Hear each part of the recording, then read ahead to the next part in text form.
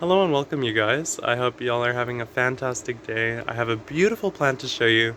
This is red hot poker, or Kniphofia.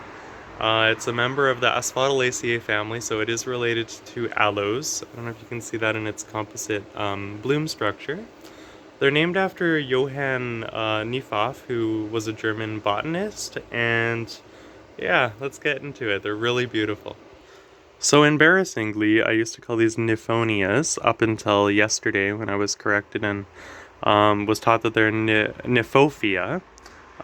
They're a hardy perennial.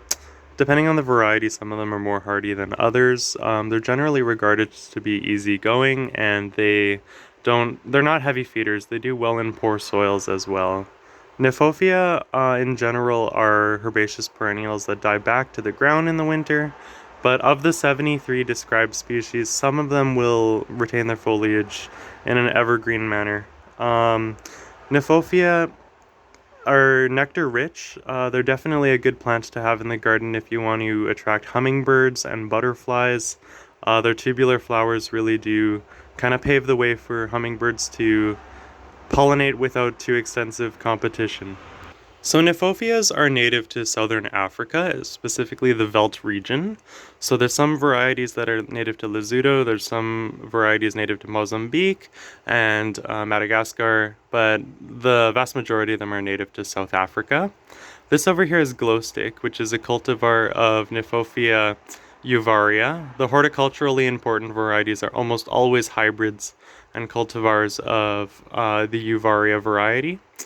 Typically, they're not too, spread happy, but they are classified as an invasive species in some parts of southern Australia. So if you're in a more arid, sort of dry, like hot climate, you might have issues with them spreading if you have pastures. But for the most part, they're well behaved, especially in North American gardens, I find. So an interesting thing about Kniphofia is it does like being a little bit root bound, and it'll bloom a little better when it's clustered, kind of like an agapanthus or a lily of the valley would. They produce these offsets that kind of remind me of irises or corn. When you're dividing these, the best time to divide them is definitely in the spring. They don't get a very strong foothold if you divide them in the autumn, and you jeopardize losing your clump. Pull these offshoots here off with you could do like a trowel or like a fork, a gardening fork, but try not to touch the middle of the crown too much.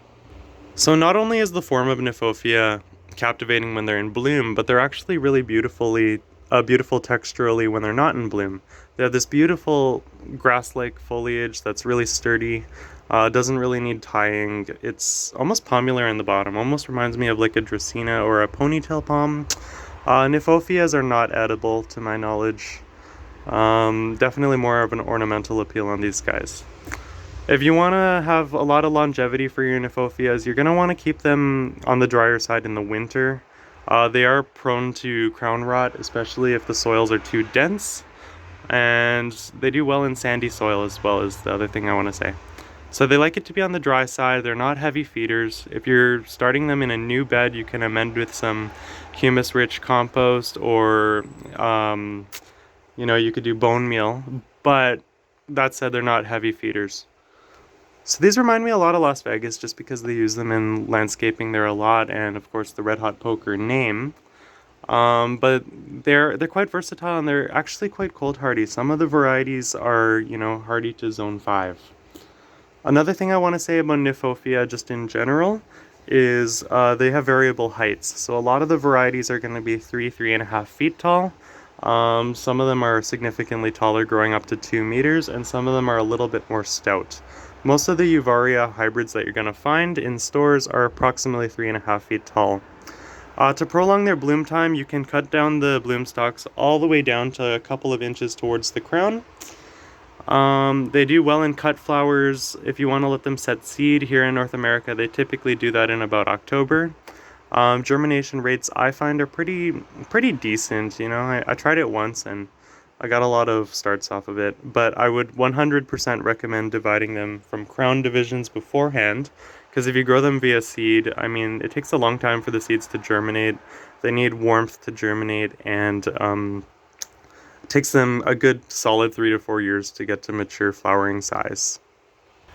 So some Kniphophias will do good in containers, other ones prefer being in ground. They're really beautiful. I 10 out of 10 recommend these guys. They come in so many different warm shades of fiery red, lava red, yellow. But yeah, have a wonderful day, you guys. Stay blessed. I really do recommend red hot pokers. They're so fun. I mean, all the pollinators that they attract too. Let the leaves die down, let them go yellow-brown, and then cut them down to about an inch or so from soil level in late October, and they should resprout for you soon. Have a really wonderful day, and stay blessed.